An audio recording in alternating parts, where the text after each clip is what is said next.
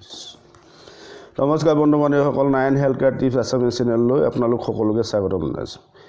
আজি আলোচনাৰ বিষয় হৈছে লেংকাহ বা হুপিং কাহ ভাল হোৱা ঘৰুৱা ঔষধিৰ বিষয়ে। প্ৰথমে আপোনালোকলৈ অনুৰোধ, যিসকলে মোৰ চেনেলটো ছাবস্ক্ৰাইব কৰা নাই ছাবস্ক্ৰাইব কৰিব, লাইক কৰিব, শ্বেয়াৰ কৰিব আৰু কমেণ্ট কৰিব।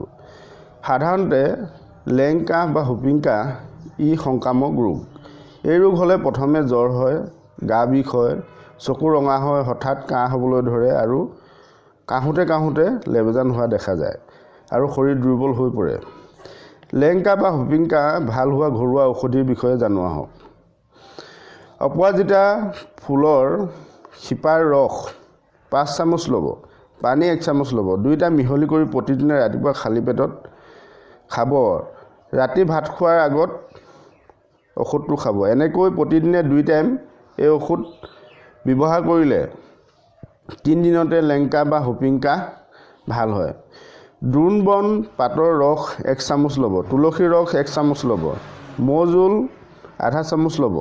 গোটেইকেইটা মিহলি কৰি প্ৰতিদিনে 2 টাইম খালে লেংকাহ ভাল হয়। আদাৰ ৰস 1 চামুচ ল'ব, পানৰ ৰস 1 চামুচ ল'ব, মৌজোল আধা চামুচ ল'ব। এই গোটেইকেইটা মিহলি কৰি প্ৰতিদিনে 2 টাইম খালে লেংকাহ ভাল হয়। আজিলৈ ইমানেই, ধন্যবাদ।